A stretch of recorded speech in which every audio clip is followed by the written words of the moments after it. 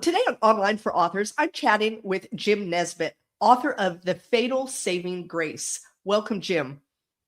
Well, thank you for having me on board, Terry. And now that you mention it, let's see if I can flash this up so you can get. Oh, that's a reverse. It's like we're looking at an ambulance coming at you. Yeah, I've authored 5 of these. I call them Texas hardboiled thrillers, and this one's the latest one, The Fatal Saving Grace. And I know we'll talk about the weird titles further on down the line here. Absolutely. So before we really dive in, I enjoyed it thoroughly. Before we dive in, though, can you give listeners just a quick idea of what they're going to find when they open up the cover? Well, there's going to be a lot of frank passages about sex, violence, and drug and alcohol abuse, which I put in there not for the shock value, but in service of the story, because I'm writing about, basically tales of revenge and redemption set in West Texas.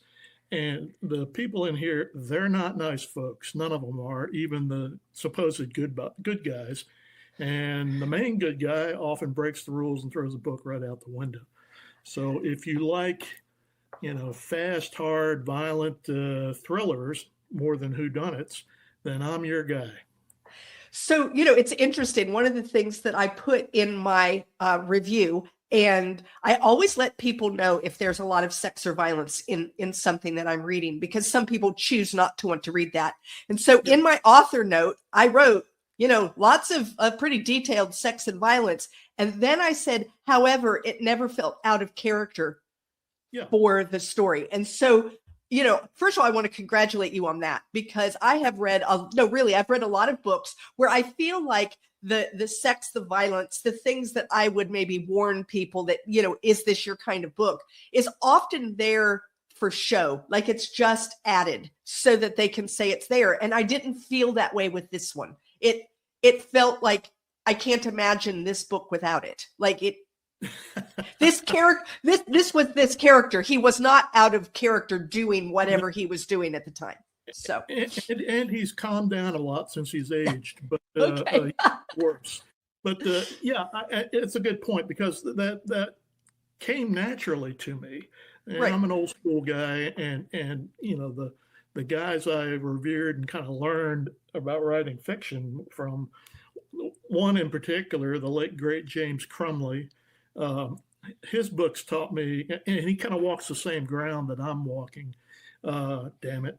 And he taught me that, it's okay to have wretched excess and frank and graphic descriptions of sex, violence, and drug and alcohol abuse. Right. In fact, I think it's an insult to the reader to try and use euphemisms or put you right up to the line, but then, walk away. And I think that jerks the reader around.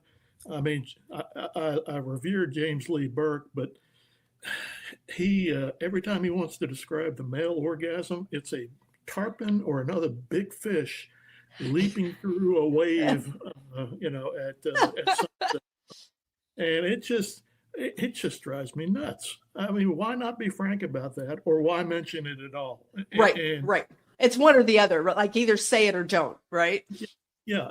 And I'm writing a semi-Western now, and I know I'll pull back from real frank descriptions and lessen the cussing, because that's the demand of the genre. But I think a lot of things, a lot of writing is very formulaic these days. And you're right. You'll see something, and it's not just the sex and violence that we're talking about, but, let's give this guy some depth. We'll have him have a wife and kids and a dog. And it's like, what the hell? Why are you dragging me through this?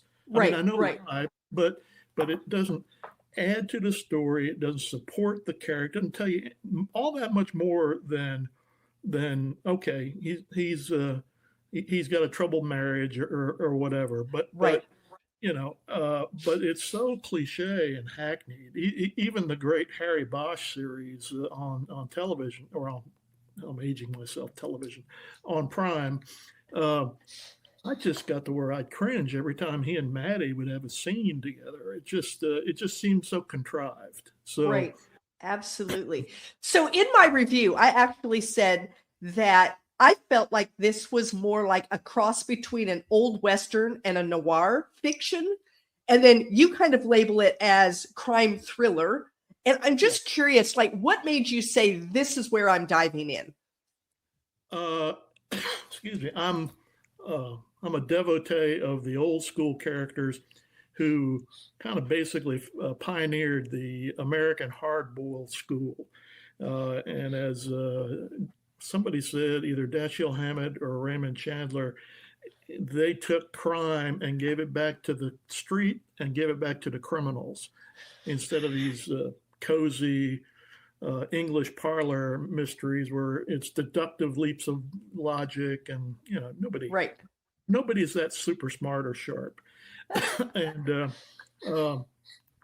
if you've never read Chandler's The Simple Art of Murder, it's a wonderful manifesto about against the English cozy, which was the predominant form of mystery in the 20s and early 30s. And Hammett and James M. Cain and Chandler and a bunch of other guys were trying to establish a new form of crime fiction. I call it hard boiled because noir is either, you run into trouble there, it's either really strictly defined or it's become this very right. Yeah, where you have, well, you've got urban noir and you've got rural noir, which I guess mine fall into that category. And I just thought this is really just comes from the hard-boiled school. And I don't write mysteries, I write thrillers, but there'll be, a cop or PI pursuing a case, and Right. there'll be a bit of a mystery within, but that's not the predominant note. And Right. I also get readily accused of writing Westerns right and left. So Well, and like I said, so when I was trying to, like, in my mind, what would I have classified it as? It was kind of like it doesn't have a direct classification. Like, where would you put it? And crime thriller, it definitely is, but then there's so much more to it than that, and so that's kind of why it was like, well, it's like noir sort of, and like Western sort of, and then this crime thriller as well. And I found it a really interesting read. I want to talk. Go ahead. Go ahead. And it's reflective of my background and my reading years ago. Right. Absolutely. I want to talk about Burch for a minute. I mean, he's supposedly kind of the good guy, except that he's not, and yet you like him, or I do. Like I wanted to see him be successful, despite the fact that he's really not a great guy. And I'm curious, where did he come from for you? Like, how did you come up with this guy who is, essentially the hero of your books, and he is pretty much anything but a hero? Yeah, I determined early on when I was writing the first book that I wanted essentially an anti-hero. Yeah. And he is an amalgam of me and a bunch of, rude, hard-drinking journalists and politicians and cops I've came to know through like almost 40 years in journalism. So I had a few rules of the road. I'm basically a pantster, but I had a few rules of the road about Burch when I started out. Let's see if I can remember them. One, he doesn't get the girl. Two, he really is kind of a hard drinking guy and does not suffer fools gladly. Three, he's not super smart or sharp like Sam Spade or Philip Marlowe, and he's not super cool like Bullitt. He's more of an everyman who's been knocked around by life, like all of us have. And I wanted somebody who would be more, that readers would more readily identify with. And in spite of his, he's a womanizer and he pops pills, and, you're right. He'll shoot you at the drop of a hat. But I wanted him to be somebody like a knight errant of old that somebody would root for. Right. So hopefully I've pulled it off, and I enjoy writing him now. Yeah, no, I can imagine that you do. Like I said, he's one of those characters that when you lay it out there and you say what he is, okay, he's a womanizer, he abuses drugs and alcohol, he's mean, he doesn't follow the rules. I shouldn't like him, right? No. And yet you made me like him. So you did a very good job, because despite the fact that he's all those things and he should be on my list of people to avoid, I liked him and I wanted him to be successful. So you did a really good job at that. Well, thank you, and hopefully I'll continue that.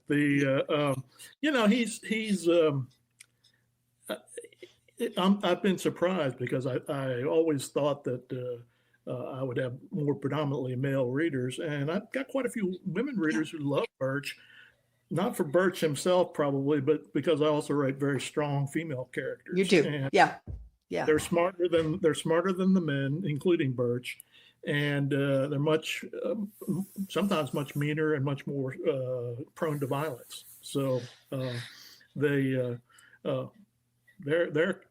carry the books as much as Burch does. Right, and I think you do a good job of sharing the page.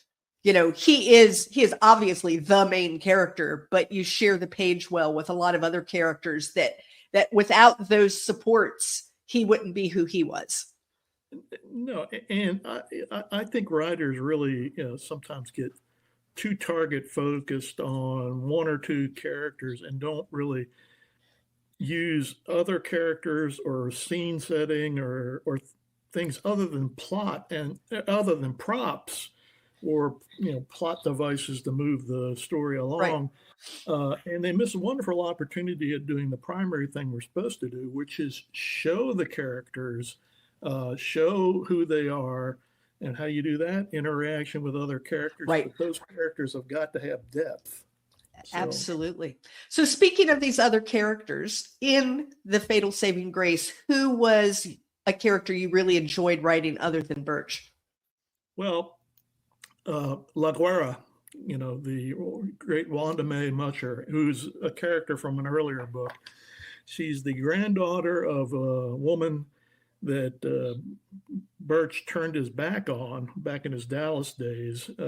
He kind of helped the family out. He helped the granddaughter out and the granddaughter's mother, because both wound up getting tangled in criminal cases, and he tried to shepherd them through their difficulties. But then as his own life started falling apart, he kind of turned his back on the grandmother. And then at the end, he's trying to make some amends years later. And the grandmother is dying, and she has one last request: rescue my granddaughter. Max just came in, rubbed up against my leg. Right on cue. So she, winds up in witness protection, but in this book, she gets discovered by thugs working for her incestuous Dixie Mafia daddy, and has to flee where they've got her stashed up in Colorado, where the feds have got her stashed. And she thinks, where can I go? Well, there's West Texas. Right. Well, I've got people there. And I got that guy, Burch, who saved me once. Maybe he'll save me again. Yeah. So writing her is a delight, because she's a bit of a badass. She was a front person for a gun running operation that her late boyfriend set up.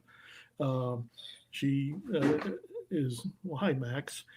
She's a little trigger happy, and she's tough as nails. She is. Yeah, absolutely. I found her to be a fascinating character. I also enjoyed, she stays with a woman, and I liked the woman. I can't remember her name, but she stays with a woman, and I liked that woman as well.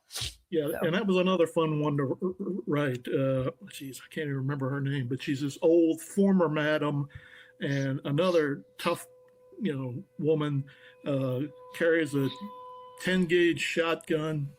Our test sirens are going off. Apologies. Wonderful. I live in tornado land. So, Okay. But they should be dying down here shortly. Yeah, she's in fact, let me see if I can find her name real quick. Nope. No, it's all right. It's all right. But she was somebody that was just fun to write. Yeah. And she's the contact between Burch and the gang, the gun running gang that Rhonda May was fronting for. Right. Her dead lover was a cousin of these people, and they're tough Apache descendants, Mexican Apache. They're border trackers. They're kind of contract killers, and but very clannish. And they've a lot of them form the band, the gang that she and her dead lover had set up. So yeah, that's the connection there. Fantastic. So this is book 5. I didn't read the other 4, so I was fine. I'm sorry, I can only read so much, Jim. But what I found was that despite it being book 5, I didn't feel like I was at a loss. You did a really good job making it a standalone. I'm sure that those who read the other 4 would have gotten some things that maybe I missed, or would have understood connections a little faster than what I comprehended them. But the book very much stood alone. And go ahead. Well, and that was deliberate. I mean, right. I when I wrote the first one, I didn't know whether I had something strong enough to do a series in. But as I started writing book 2 and 3, I just thought, well, I'm not going to do what other guys do and leave readers hanging. Right. I'm going to give you enough, background as we go along. I'm not going to try to bog the story down, hopefully, but I'll give you enough to where you can read this book and not feel like you're missing something. Right, right. And you will pick up some details. Oh, I wish I'd known that, right. if you read the earlier books. But and you'll get the pleasure of seeing, Burch as a much bigger jerk than he used to be. Than he is now. Okay. Yeah. All right. One of the things I find it fascinating. I'm an author. I have never written a series. When I'm done with a book, I'm done. I'm so done with that character. It's like, okay, wrapped you up. Off we go to the next one. I'm curious how, especially as a pantser, because I too am a pantser, and I've always said that as a pantser, I can't imagine trying to write a series. How do you keep things straight? Because there's certain things that happen in books and then they come back up in a series. And you have to remember, what did I say that he did, or how he acted, or how he behaved, etc.? Do you write things down, or do you just go back and flip through your book until you figure it out? Or how do you? It varies. Before I write, as I'm an old journalist now. I used to be able to carry a week's road schedule in my head, but now I can't. Everything. Shoot, I can't remember what I'm doing after this interview anymore. So. I jot notes. I jot what I used to call island hopping, a brief outline. The old World War II Pacific strategy, points and quotes. I wanted to make sure I included, and maybe some character sketches, and then I stick that in a drawer and write. If I need to refresh my memory, I pull that out of a drawer. And so I'm the same way with the details about the series. And it's usually I'll be writing along and it's like, oh, what the hell did he do? Or what the hell did she do? And go back and look it up. Okay. But I don't run into that a lot. I seem to, the old age hasn't weakened the brain enough to where I forget the major points and the major elements of who these characters are and what they've done, particularly what Burch has done. And Burch is pretty hardwired into my brain. So you know him now after 5 books. Yeah. yeah. And if I lose him, I just go look in the mirror. So or I call up one of the other guys who make up his amalgam. I think that's really interesting. Series scare me. And I think partially because when I'm writing, I give so much into the character and I'm afraid I don't have anything left for them. And I've never tried it. And I've been told with several of my books, oh, I would love to know more. I would love to. And it's like, yeah, I just don't know that I have it in me. So maybe that should be my next big thing to try, is some series like, could I write another story about one of my characters? So I bet you could. It's just, you've set yourself a hurdle like we all do. Yeah. Yes. About why you don't. I mean, I'm the same way with short stories. Why? I don't know if I want to do that. I don't know if I can. Right. Yeah. And I bet if I sat down, I'd eventually be able to. And I always describe this as an accidental series. I didn't set out to write one, but I did have a lot of material kind of that sprung to mind when I finished the first book that I just rolled right naturally into a second book. Right. Now the third book, that was much heavier lift because I had no idea, what I was going to write about. And, I knew Burch was there and I knew a couple of other characters might be involved, but where the book would go and what he would be doing, I had no clue until I started writing. Yeah. So that's always my lodestar. So I am curious, is there a book 6? Well, there's a twisted tale. I have wasted about 7 months this year getting tangled and then untangled with a publisher I won't name. Okay. And I finally had to give them the chop because they kept pushing my publishing date way out. And they were just rather rude and unprofessional. And I finally told my agent, look, let's just cut the cord and I'll go ahead and self-publish the book we're talking about and write this semi-Western I've got going and give it to you to sell. And then I've got 2 more ideas for a 6th and 7th book. Okay. As part of the 3-book contract I signed and then got rid of with this outfit. And I'll get back to it sooner or later. I'm going to make a run with this, semi-Western because, as you note, there's a lot of Western flair in these books. Right.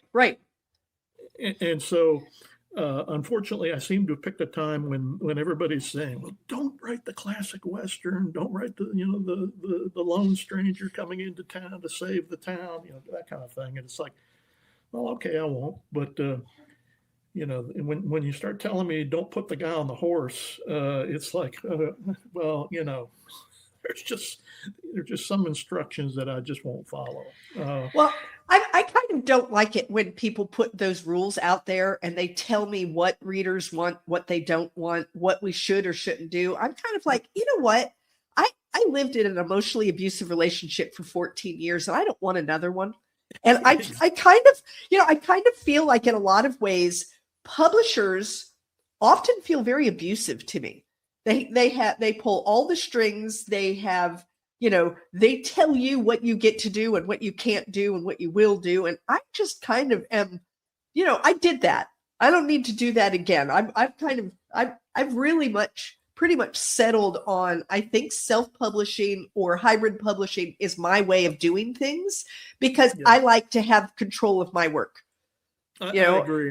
And that's, I was a hard case as a journalist and an editor's nightmare, unless you were somebody who I discovered to have a clue and helped me to the next level.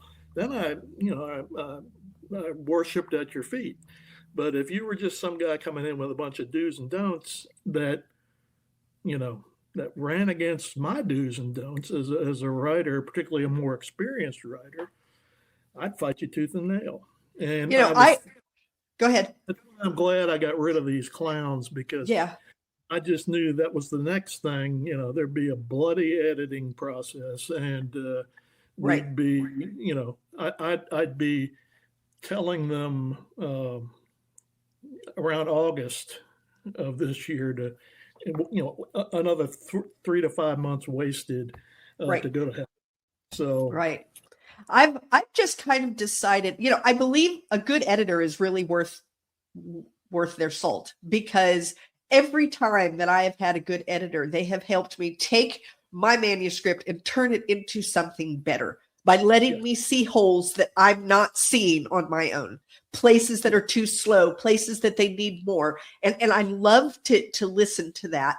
But I tell people who, they ask me like, well, what would you say to the my feeling is, if you have a good editor, and there's the if you have a good editor, I think you should listen to at least 90% of what they say. Yeah, I've used for the creative edit Yes. an old friend of mine in Washington who she herself is a really great science writer, and trying to think, she did one book on trips, the psychedelics, Yeah. and what they were originally, a lot of them were meant for. And has got a new book out, or it's not a new book now, but called Cannabis. And she gave me the broad strokes Right. of what the story went, where the holes were, what didn't work for her. And I've got a good crew of beta readers, and just writers that I think are talented, and I think they've got a clue about writing, which are not necessarily the same thing. Exactly. And one guy in particular I'm thinking of, he always gives me a detailed critique, and both of my lead beta readers do, but this guy I'm thinking about is much more detailed, and some things will be, I've given this due consideration. I've looked up and down the manuscript to see whether what you're pointing out might be caused by something further upstream, which is oftentimes the case of something a guy wants to change. That's not where the problem is. The problem is up here, or elsewhere in the book. Right. Those kind of things, and are smart enough to have that conversation with you. So those people, you just hug them to you, and they're gold. Right. Other folks, will just give you the cookie cutter response, and it's like, get the hell out of here. Right. Well, because the cookie cutter response, you already know. Oh yeah. And I know that when I turned my book into an editor, I kind of know where I think the problems might lie. Partially, though, like you said, my editor will point out the why behind it. This isn't working, and it's like, yeah, I know that. And they say, because right here, and it's like, oh, there it is. There's the problem area. Like, I was having trouble. And my other thing that I do is I make assumptions that people are in my head with me, and that they know my characters as well as I know them. And I say things that make a lot of sense to me because my character lives in my head with me.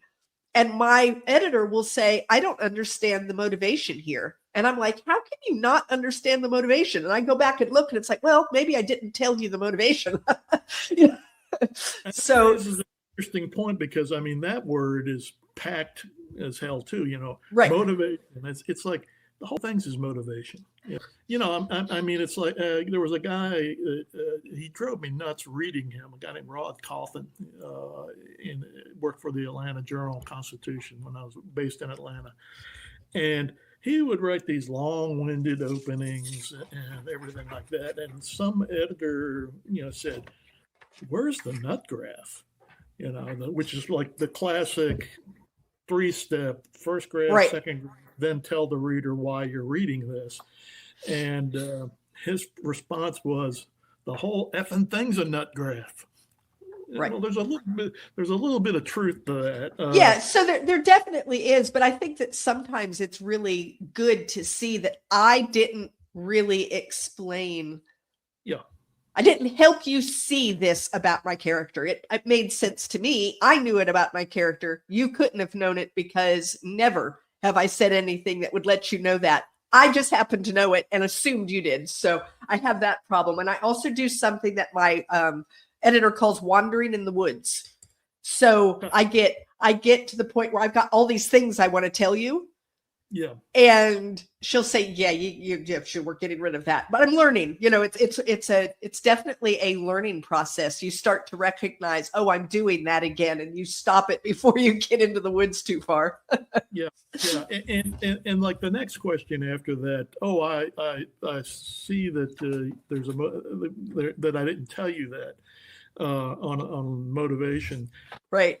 The next question is, does it matter? And does it need to be fixed right there where he or she spotted it, or upwind somewhere? It's usually upwind. And that's what I have found, is that maybe I alluded to something and I just didn't give it quite enough emphasis earlier on. And that if I had, at this point, it would no longer be an issue. But yeah, and so the emphasis is like a word or two, or a parenthetical, or a second sentence, third sentence in the paragraph.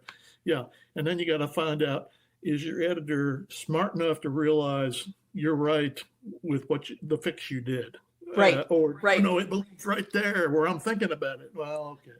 My editor has been really good. She actually gave me one where she wanted me to get rid of an entire character, and I did not want to get rid of this character. And she just kept saying the character doesn't have any depth and you don't need this character. And so I went back and instead gave the character a lot of depth. I made sure that it was there. And when she read it, she said, oh yeah, that works. So I like her because she accepts my fixes. She kind of points out the issues and then she leaves it up to me to figure out, how are you fixing this for me? Because, there's a problem here, and I think that listening to your editor is really a wise move, but you also have creative license and you shouldn't give that up. Even with the good ones, Yes. And it's, my entire writing career, I probably can count on one hand the number of really good editors I've had. And I might have to go over into the left hand a little bit, but it might be up to 6 or 7. But, you have to figure out, is this person trustworthy? And are they giving you good suggestions to help your story along, or are they just doing a control agenda? Right. That was a lot of times in journalism. You had somebody who really wasn't all that good a reporter, didn't have your writing or reporting experience, and is doing the paint by numbers, control games, and that's bad. You need to get out of that immediately. Right. And Absolutely. then if you have a good editor who will do the give and take, I tell my one beta reader, Mike, well, you went 5 for 7 on your big suggestions. Yes. See, and I think that's really good, because as the author, you know what you're trying to get across. And so if they are making suggestions that are taking you away from what you are trying to do, then you have every right to say, no, that's not where I'm going with this book. Yeah. Yeah. So, and Mike and I have known each other for so long that I know why he made that suggestion, because that comes from his writing style. Right. And my, why I did that was for something different. Now, he may only go 5 for 7 or whatever, but everything he suggests, I give a hard look at. Right. And I don't reject out of hand. And I take a look at the passage he's referring to and think about it, think through it, and then, make my call. Right. I forget the one word. It was just kind of I tend to give characters unique names. And some writers just say, no, for every unique name, I give 5, vanilla names. And it's like, why would you do that? You put 5 little nuggets of boredom a fine reason for the reader to toss the book into the waste can. It's like I don't Well, understand. I have a real issue with a lot of these rules. There's certain things that you hear, you never open with the weather, never do this, never do that, never do the other. And it's like, I don't like the word never, first of all, because there are times where that rule has to be broken. And I just wrote a contemporary humor after writing 3 historical fiction, and I was told, don't do that. Like, this will be death to your career. And I haven't found that to be true so far. And I don't like people telling me what I am and what I'm not, and what I can write and what I can't write. So I understand you completely, Jim. You're going to, I'm more of I'm going to do what's in my head to write. Yeah. And then we'll see what happens with that. And I've written this, I'm writing on this semi-Western. I mean, it's set in the 20s out of an old boom town in the Texas Panhandle. I've got a main character, another flawed anti-hero who's been a bit of a lawman gypsy in Texas, and a former Pinkerton agent. So he's a compromised character right away. And, it's like I don't like getting told you can't do can't put the guy on the horse. You can't do this. Right, you can't right. And it's like, the bottom line is everybody needs 2 eyes or a second set of eyes on absolutely, at least. And then, it's still your book. It's still your story. And if you've got you develop an editing partner who you trust, you can have that, back and forth, kind of chewing the red meat of the creative process and come up with something better. And you want that, you got to fiercely protect what you got, but then you have to open up the gates to something that makes the story better and be smart enough to see it when it wanders into the paddock, So absolutely. Well, Jim, I have enjoyed having you on the show. If someone wanted to get in touch with you, talk with you about your writing, your process, your books, what's the best way to do that? Best way to do that would be to drop me a note at on my Facebook, a Facebook author page, Ed Earl Burch Books, or you can get me on my website at jimnesbittbooks.com. Okay, and I'll have that in the show notes, guys. So definitely check that out. Run out, grab The Fatal Saving Grace. You're going to love it. I did. Once you've read it, make sure that you review it, because reviews are gold for authors. And Jim, I want to thank you for being with me today. Well, thank you so much for having me. It's been a blast, and I enjoyed it immensely. Let's do it again sometime. Absolutely. Thank you for listening to Online for Authors, where I, Terry M. Brown, author of character-driven fiction and host of the podcast, introduce readers to characters they'd love to invite to lunch. Tune in next Tuesday for another podcast episode.